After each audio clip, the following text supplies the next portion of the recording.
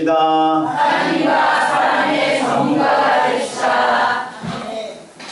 아멘. 하나님과 사람 전문가, 이런 제목으로 하나님 말씀을 같이 나누겠습니다.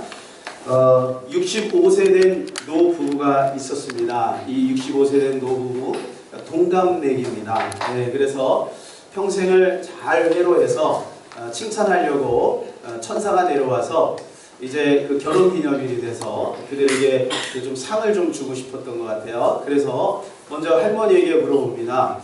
소원 한 가지만 얘기하라고. 그랬더니 할머니가 이 결혼기념일이 됐는데 세계 여행을 좀 하고 싶다고.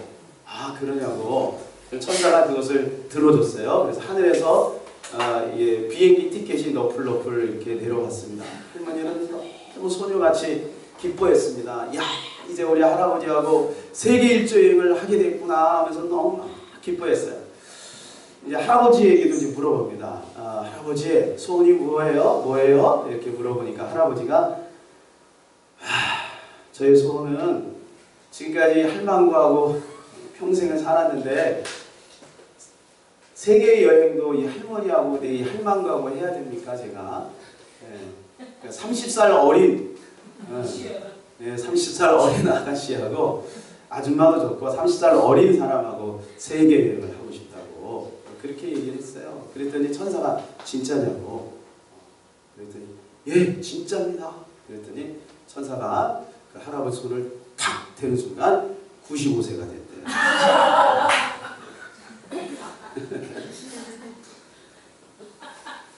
여러분, 그런 일이 없기를 바랍니다. 제가 목회를 하면서 저는 가끔 이런 생각을 해봅니다. 혹시 제가 목회를 하다가 이렇게 되면 어떡할까, 이런 생각을 해봅니다. 내가 원하는 어떤 것을 가지고 그 목적을 이루기 위해서 너무 욕심을 부리다가 정작 뭔가가 왔는데 거꾸로의 응답이 되는 거예요. 나는 응답인 줄 알았는데 내가 95세가 되는 일이 있으면 어떡하나, 이런 생각을 가끔 합니다. 여러분은 어떠세요? 여러분 어떠세요? 하나님과의 관계 속에 여러분 무엇을 구하고 계십니까? 그런 의미에서 우리는요, 하나님을 잘 알아야 됩니다.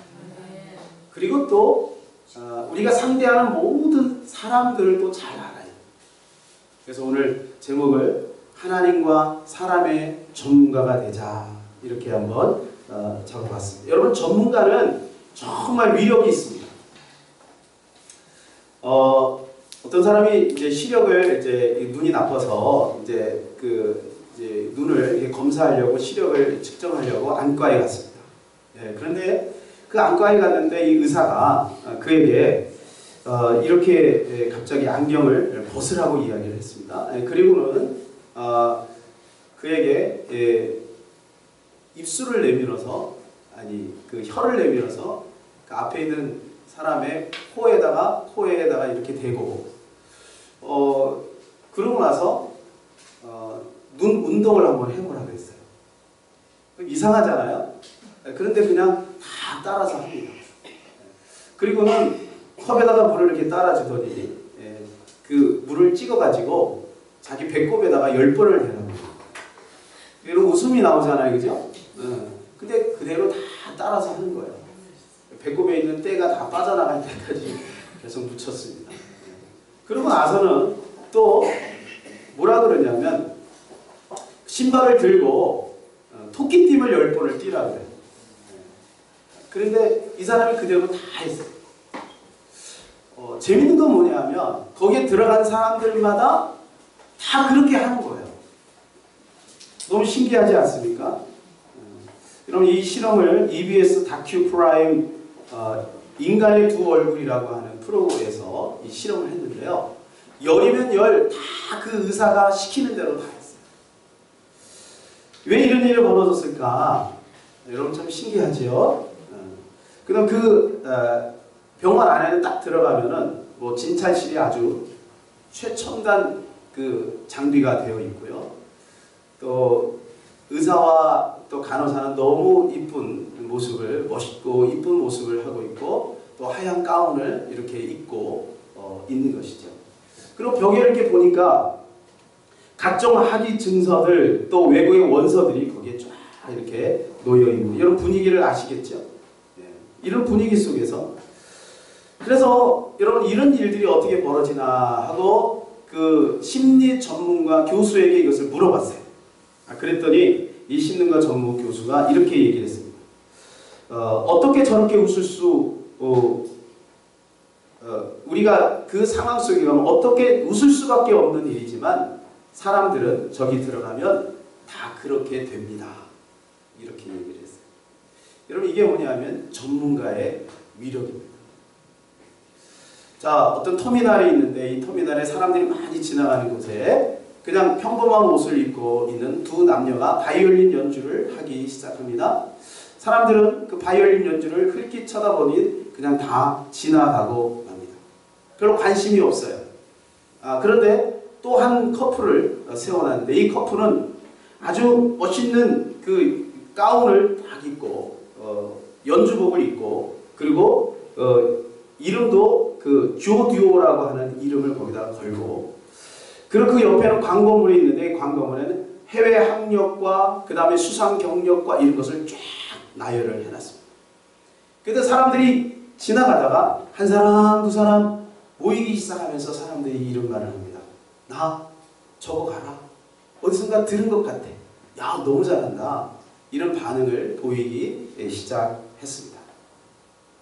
그리고 다 끝나고 나서요. 몇 사람에게 인터뷰를 했습니다. 이 조디오에 대해서 아십니까? 그랬더니 사람들이 얘기합니다. 너무 잘합니다. 예, 제가 TV에서 본 것 같아요. 이렇게 얘기를 하기 시작합니다. 여러분 왜 이런 현상이 벌어질까요? 우리가 생각할 때 그 사람이 전문가다라고 생각을 합니다. 여러분 책을 읽을 때 제일 먼저 어디를 보십니까? 혹시 여러분은 앞에 그 사람의 학력이나 경력이나 그 사람의 프로필을 먼저 보지 않습니까?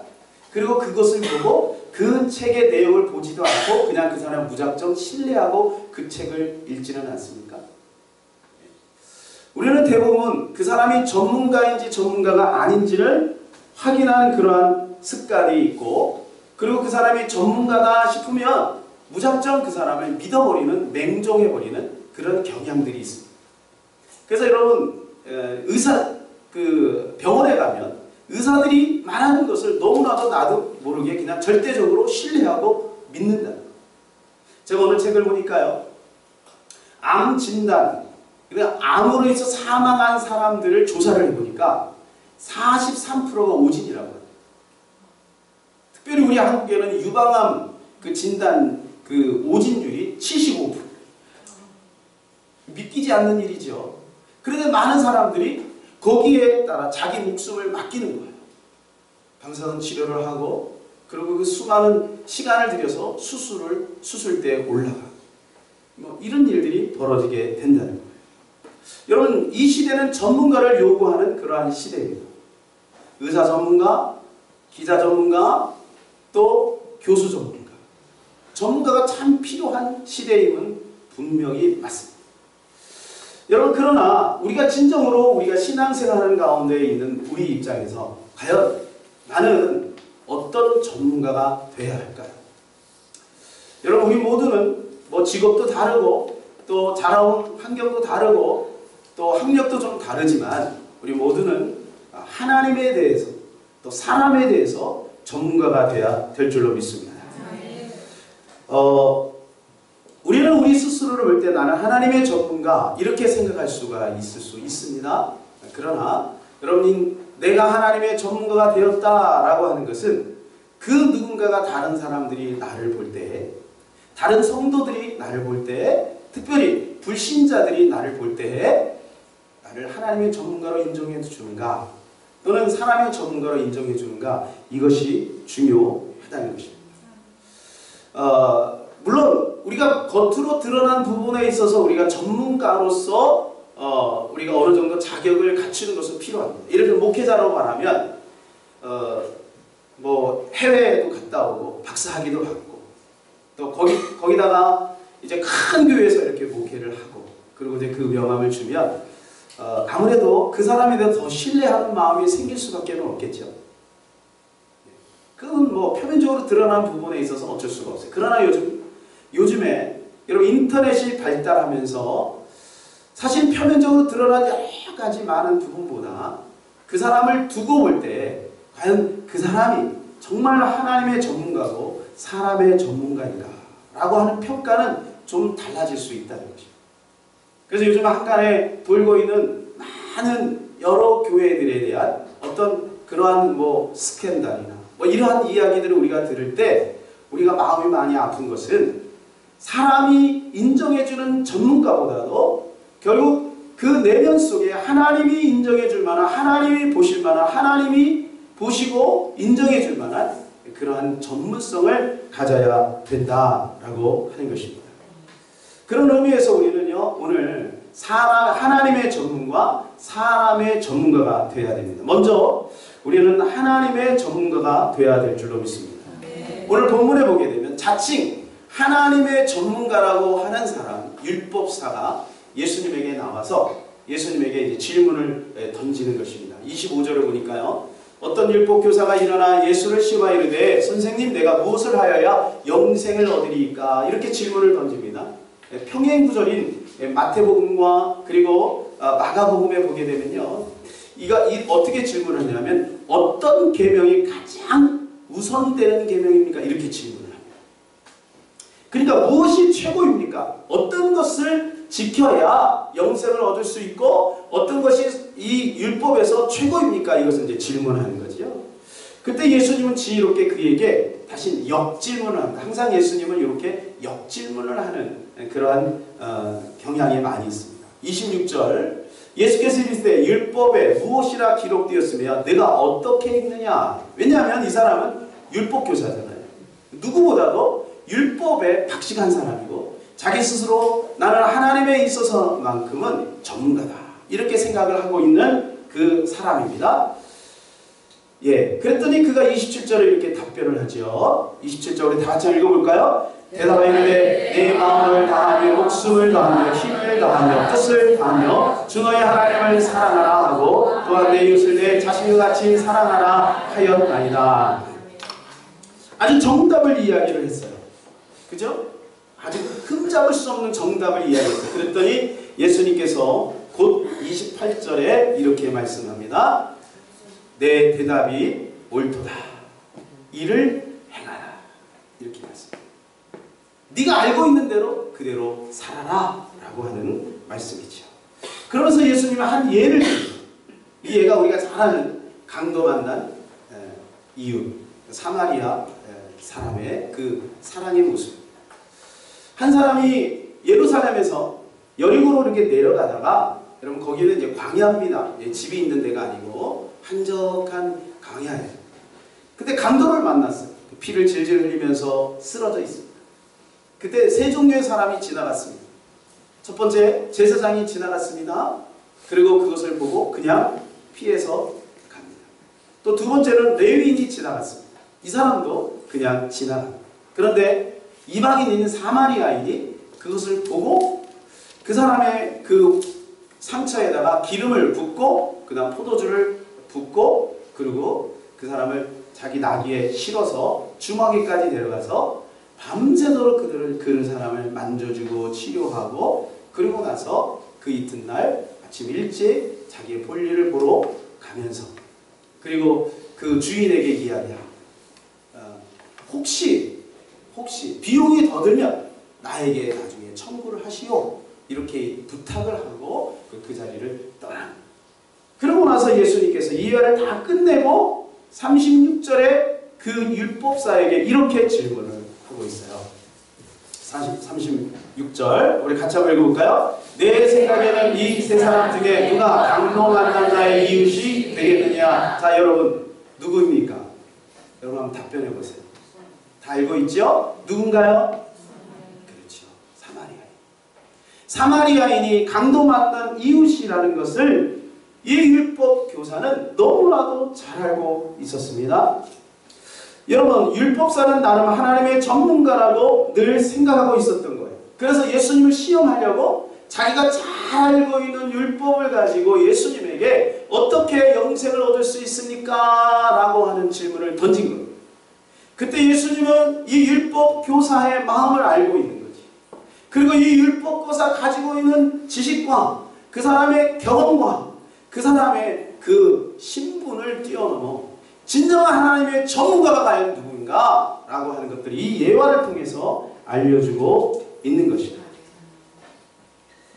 여러분, 우리가 하나님의 전문가가 누구인가? 라고 하는 것을 알려고 하면 예수님을 잘 알아야 돼요. 예수님은 하나님이지만 하나님임에도 불구하고 이 땅에 오신 인간의 몸을 입은 하나님의 전문가입니다. 여러분, 그러므로 이 사마리아인은 과연 누구를 뜻하는 것이냐? 바로 사마리아인은 예수님을 뜻하는 것입니다. 여러분, 제사장과 레위인들은 그 당시에 종교인을 말하는 것이고, 강도 만난 사람은 바로 그 당시에 고통 속에 있는 백성들, 유대인들이나 이방인들이나 오늘로 말하면 저와 여러분을 뜻하는 것입니다. 구약에 보면 전문가가 많이 나옵니다. 하나님의 전문가가 많이 나옵니다. 제사장과 레위인이 대표적인 사람입니다. 근데 예수님은 제사장과 레위인을 인정하지 않습니다. 자기는 하나님의 전문가라고 생각을 했지만 예수님은 그 사람을 하나님의 전문가라고 인정하지 않았어요. 여러분, 이것을 볼 때 우리의 직분이 하나님의 전문가를 표현해 주는 것은 아니라는 것입니다. 이 대화를 통해서 그 레위인과 제사장이 누구인지를 예수님께서는 직접적으로 말씀해 주지 않았지만 그에게 알려주고 있어요. 누구예요? 바로 너다. 율법교사는 너는 하나님의 전문가라고 생각하고 있지만 너는 하나님의 전문가가 아니야 라고 하는 것을 이야기해 주고 있는 것입니다. 자, 그렇다면 하나님의 전문가는 과연 누굴까요? 우리는 서두에서 예수님이라고 분명히 같이 나눴습니다. 하나님의 전문가는 바로 예수님입니다. 하나님의 전문가는 예수님입니다. 자, 그런데 여러분, 이 시대에 하나님의 전문가가 필요해요. 이 시대에 사마리아 같은 전문가가 필요해요. 여러분, 이 사마리아 같은 하나님의 전문가는 어떤 사람인가요? 바로 고통 중에 있는 사람들에게 자기 자신을 던질 수 있는 사람. 얼마나 많은 하나님을 알고 있는가? 내가 종교적인 행위를 얼마나 많이 하고 있는가? 이것이 하나님의 전문가를 표현해 주는 것이 아니고 고통 속에 있는 그 사람들에게 찾아가서 여러분 그 사람과 함께하고 있는 그 사람이 바로 하나님의 전문가라는 것을 알려주고 있는 것입니다. 그럼 오늘날 고통당하고 있는 사람이 누군가요? 오늘날 고통당하고 있는 사람이 누구예요? 여러분, 오늘 본문에 보게 되면 오늘날 고통당하는 사람은 누구냐? 강도 만난 사람. 그렇죠? 강도 만난 사람이 지금 외딴 곳에서 지금 고통하며 신음하고 고통 속에 있습니다. 여러분, 이 시대에 강도 만난 사람들이 많습니다. 좋은 대학에 나왔는데 강도 만났습니다. 좋은 집안인데 강도 만났습니다. 좋은 집에 살고 있는데 강도 만났습니다. 좋은 부모 밑에서 좋은 환경 속에서 여러분 나름대로 여러분 학교를 열심히 다니는 사람인데 강도 만났어요. 뭔가 세상에서 지위가 있고 권력이 있는데도 불구하고 강도 만났어요. 여러분, 우리는 그런 것을 볼 줄 알아야 될 줄로 믿습니다. 지금 많은 사람이 강도 만나서 고통하고 있단 말이에요. 여러분, 이 강도 만난 사람의 신분에 대해서는 얘기해주고 있지 않습니다. 이 사람이 부자인지 가난한 사람인지 이 사람이 뭐 젊은 사람인지 늙은 사람인지 그것을 말해주고 있진 않아요. 그러나 여러분, 이 강도 만난 이 강도 만난 사람을 찾아서 그 강도 만난 사람을 위로해주고 그 사람을 만져주는 것, 이 사람이야말로 진정한 하나님의 전문가라는 것을 말해주고 있는 거죠. 영적으로 말하면 강도는 누굴까요? 이 강도는 바로 원심하게 약한 사람입니다. 그리고 여러분, 이 시대 압박과 서름과 우울증과 그리고 건강에 어려움이 있고 또 물질에 어려움이 있는 수많은 우리 이웃들을 바라볼 때 이 사람들이야말로 강도만난 사람이라는 것입니다. 사도행전 11장에 보게 되면 예루살렘에 큰 핍박이 있었습니다. 그래서 그 핍박을 피해서 사람들이 이제 막 구브로와 구레네 그리고 안디옥으로 막 사람들이 막 이렇게 흩어져서 있었어요. 이 사람들은 정처 없이 고통 속에 있을 때 구레네와 그리고 구브로에 있는 몇 사람이 이 안디옥에 있는 사람들이 가서 복음을 막 증거하기 시작합니다. 예, 그때 거기에 누구도 있었냐면 바나바와 사울이 함께 있었어요. 그리고 그들이 복음을 막 증거하고 거기에 놀라운 하나님의 사랑과 은혜가 넘치고 나니까 성경은 뭐라고 표현해 준 거냐면 비로소 그들이 많은 사람들에게 그리스도인이라고 하는 칭호를 받았다. 그전에는 그리스도인이라고 하는 칭호를 받지 못했습니다. 그런데 그들이 이방인에 가서 복음 전도하고 고통당하는 자에게 복음을 증거하고 그들을 위로하고 사랑해 주니 사람들이 그 사람들을 향해서 그렇게 얘기한 거예요. 아, 이 사람들은 그리스도인입니다. 이렇게 표현을 해주고 있다는 것입니다. 여러분, 이 사람들이 바로 누구냐? 이 사람이 하나님의 전문가인 것입니다. 여러분, 하나님이 우리를 사랑하는 최고의 표시가 바로 예수님입니다. 그죠? 그렇다면 예수님이 하나님을 사랑하는 최고의 표현은 무엇일까요? 다시 한번 물어보겠습니다. 하나님이 우리를 사랑하는 최고의 표현은 바로 예수님입니다. 그러면 그 독생자 아들 예수님이 하나님을 사랑하는 최고의 표현은 무엇일까요? 그것은 이 땅에 오신 것입니다. 하나님은 그토록 우리를 사랑하신 거예요. 하나님은 우리를 너무 사랑하셔서 여러분 이 백성들을 사랑하고 사랑의 표현을 해주고 싶은데 어떻게 해야 되나? 하나님이 고민을 하고 있을 때 그 아들 독생자 예수가 내가 하나님을 사랑하기에 내가 이 땅에 내려가서 십자가에 죽겠습니다 라고 하는 것입니다. 여러분, 하나님의 전문가라고 하는 것은 무엇이냐? 그것은 하나님의 사랑을 이 땅에 담아내는 사람입니다. 강도 만나서 고통하고 신음하고 있는 이웃들이 눈에 보이는데 여러분 그 사람에게 찾아가서 내가 예수님의 사랑으로 찾아간다. 이게 바로 하나님의 전문가입니다. 두 번째로 우리는 사람의 전문가가 되어야 될 줄로 믿습니다. 강도 만난 이웃이 사마리아인이라면 우리는 두 번째, 세 번째 사마리아인이 우리는 되어야 될 줄로 믿습니다. 그래서 예수님께서 이 율법 교사에게 이렇게 질문을 던지면서 그에게 말씀대로 살아갈 것을 요구하고 있어요. 36절 한번 같이 읽어볼까요? 시작! 내 생각에는 이 세 사람 중에 누가 강도 만난 이웃이 되겠느냐? 여러분, 우리는 그 잘 알고 있죠. 누가 이 강도 만난 자의 이웃이 되겠느냐? 예수님은 이 율법 교사에게 이 비유를 잘 설명해 줬어요. 그랬더니 그는 알았어요.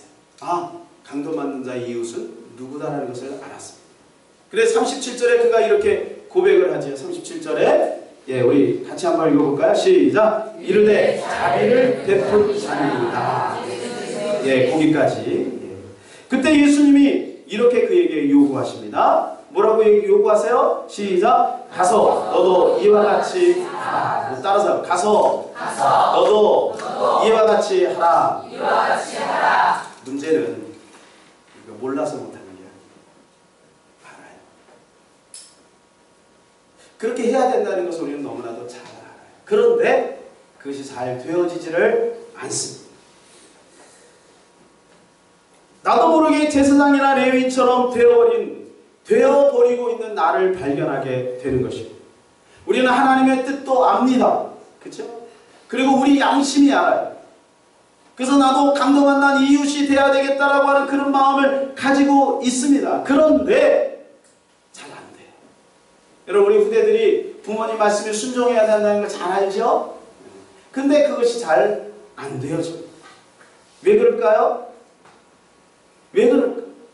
우리 이대로 가다 보면 잘못하면 제사장이나 레위인처럼 겉만 번지르는 종교인이 될 수도 있겠다라고 하는 여러분 마음의 두려움도 있어요. 그러나 여러분, 그런 마음을 가지고 있다는 그 자체가 내가 지금 변하고 있다는 것을 기억하시기를 바랍니다. 사람의 전문가는 어느 날 갑자기 되어지는 게 아니에요. 사람의 전문가는 끊임없는 훈련과 끊임없는 연습 속에서 나오는 것입니다. 여러분, 대학에서 아무리 많은 전문적인 지식을 많이 배워도 그 사람 필드에 가면요, 상황이 달라져요. 필드는 녹록지 않습니다. 일은 산더미같이 쌓여있죠. 사람은 관계 속에서 나를 힘들게 하는 상사와 또한 나를 어렵게 하는 동료들이 얼마나 많이 있습니까? 그 필드에서 사람과 부닥치고 일하다 보면 나도 모르는 사이에 거기에서 사람을 배우게 되는 것입니다.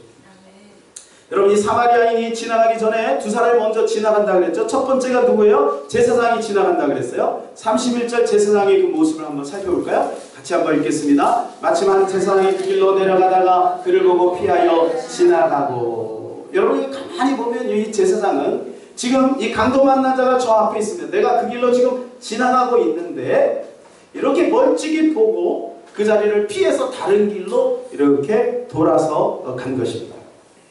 피하여 지나가고 라고 하는 원문을 찾아보면 그 사람은 멀찍이 그냥 보고만 지나간 거예요.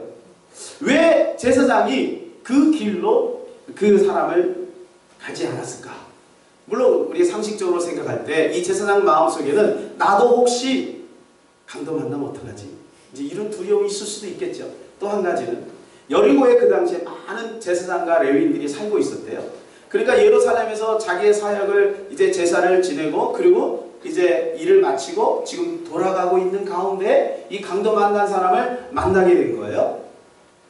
그런데 여러분, 제사장은 어떤 사람이냐면 시체를 만지면 안 돼요.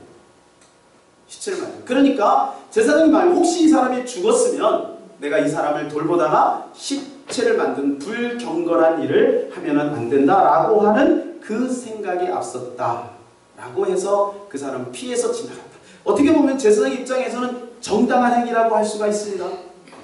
제가 전에 여러분에게 유태인들의 그 생활상을 말하면서 게토에 대해서 말씀을 드렸는데, 여러분, 게토에 사는 이 유대인들은 지금도 구약처럼 그대로 이 모자를 쓰고 그러고 살아갑니다. 그리고 안식일에는 아무 일도 하지 않습니다. 안식일에는 심지어는요, 스위치도 올리지는 않아요. 그래서 스위치는 누구한테 올리라고 하냐면 종에게 올리라고 합니다. 그리고요, 어떤 사업하는 그 유대인들은요, 안식일날 계약을 하지 않고 다른 사람을 시켜서 계약서를 쓰는 거예요. 그 사람들의 마음속에는 이런 마음이 있는 거예요. 우리 유대인들만 구원을 받으니까 그들은 종교적인 흠이 생겨도 상관이 없다. 우리만 경건하면 된다. 라고 하는 그 생각입니다. 여러분, 이것이 공간 보면 바리새인의 기도를 통해서 드러나는데, 이 바리새인이 뭐라고 기도합니까? 나는 저 세리와 같지 않음을 감사하나이다 라고 기도합니다. 여러분, 이 기도를 우리 하나님이 받으시겠습니까?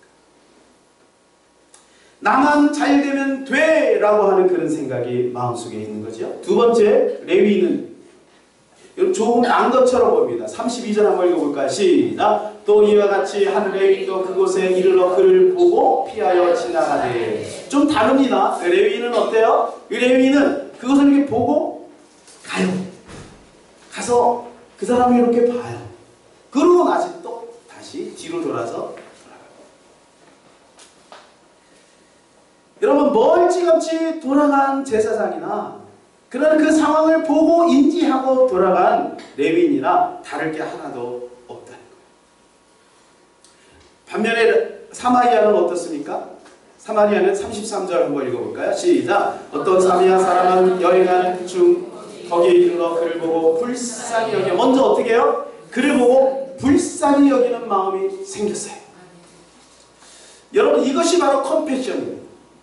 사람이 아파하고 사람이 고통당할 때 그 사람을 보면서 내 마음에 불쌍한 마음이 생기면, 여러분, 이것이 바로 하나님의 마음입니다. 두 번째, 이 사람은 어떻게 했습니까? 34절 시작! 가까이 가서 기름과 포도주를 그 상처에 붓고 싸매고 자기 짐승에 태워 주막으로 데리고 가서 돌보아 주니라. 여러분, 기름과 포도주로 그 상처를 싸맸어요. 기름은 이게 상처를 진정시키는 것이고, 포도주는 상처를 살균하는 작용을 한다고 합니다. 근데 이 사람은 자기한테 그것이 있었어요. 자, 세 번째 이 사람은 어떻게 합니까? 35절 읽겠습니다. 그 이튿날 그가 주막 주인에게 데나리온 둘을 주며 이르되 이 사람을 돌보아주라. 비용이 더 들면 내가 돌아올 때 갚으리라 하였으니. 여러분, 이 사람은 이제 자기 가지고 있는 돈을 줍니다. 데나리온 둘을 줍니다. 예. 여러분, 이 데나리온 둘은 그때 당시에 데나리온 하나가 한 남성의 장정의 하루 품삯이고, 데나리온 둘은 그 여관의 2개월치의 그 비용이라고 합니다. 그런데 이 사람은 자기의 그 비용을 드린 거예요. 그러니까 여러분, 쉬운 게 아니죠. 그리고 그는 그 다음 날 어떻게 해요? 이튿날, 이렇게 원어를 찾아보면 이 이튿날이라고 하는 것은 새벽 일찍이라는 거예요. 그러니까 이 사람은 뭔가 자기도 할 일이 굉장히 많이 있었던 거예요. 분주한 가운데서도 지금 이 강도 만난 사람을 돌보아 주었다는 거예요. 여러분, 이 사마리아인이 얼마나 이 사람을 구체적으로 도와주고 있습니까? 아마 이 사람은 뭔가 이런 경험들이 좀 있었지 않았을까, 우리가 이렇게 생각할 수가 있습니다. 하나님이 쓰시는 사람들은 하나님과도 친하지만 사람과도 친합니다. 어떻게 그 사람을 도와줄 줄을 알고 있다는 것입니다.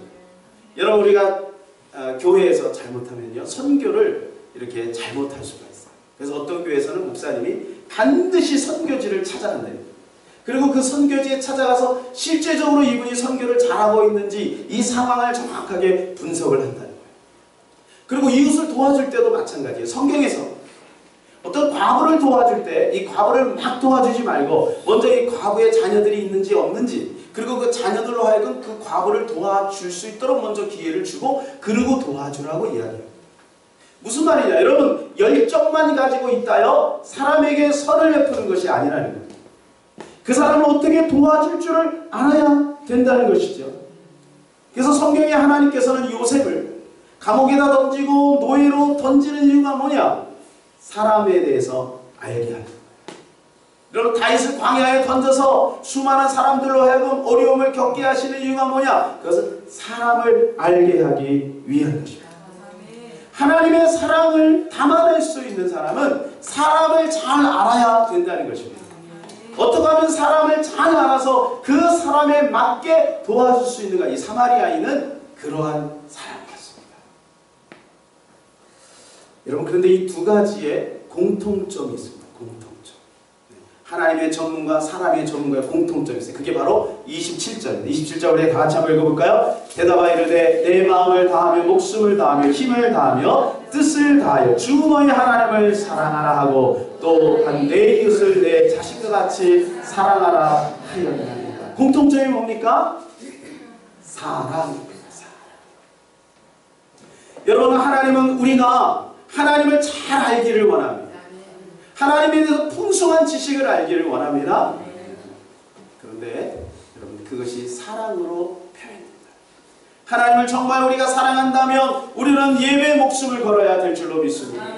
하나님을 정말 사랑한다면 죽어가는 많은 영혼들을 향해서 우리의 마음을 던져야 될 줄로 믿습니다. 시간을 투자하고 마음을 들이고 연구하고 기도하고, 여러분, 이것이 하나님의 전문가입니다. 또한 우리가 사람을 사랑한다면 여러분, 구체적으로 그 사람을 어떻게 도와줘야 할지를 알아야 될 줄로 믿습니다. 우리 모든 성도들이 하나님과 사람의 전무가 되시기를 예수님의 이름으로 축원합니다. 자, 이 시간에 우리 한번 이 찬양을 한번 같이 부르기를 원합니다. 사랑의 나눔이 있는 곳에 복음성가 166장 이 찬양 부르고 같이 한번 기도하기를 원합니다.